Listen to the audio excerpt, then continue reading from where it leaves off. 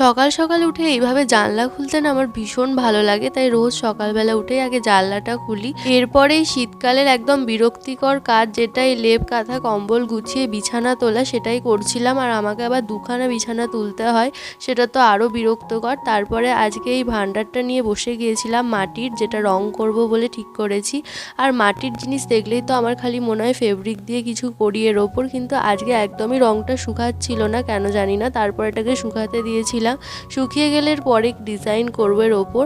তো এই যে ডালিয়া ফুলটাও ফুটে গেছে এর মধ্যে, আর এত সুন্দর কালারটা এসছে যে কি আর বলবো।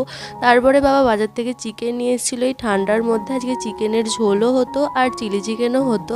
আর ঠান্ডার মধ্যে কিন্তু আমি স্নানও করে নিয়েছি, শ্যাম্পু করে স্নান করতে হয়েছিল আজকে অনেক দিন পর। স্নান করে এসে দেখলাম এখানে মায়ের চিলি চিকেন একদম কমপ্লিট, আর মা এখানে আমাকে টেস্ট করতে দিচ্ছিল, খেতেও দুর্দান্ত হয়েছিল। আজকের ব্লগটা এতটাই ভালো লাগলে লাইক আর সাবস্ক্রাইব করে দিও। বাই।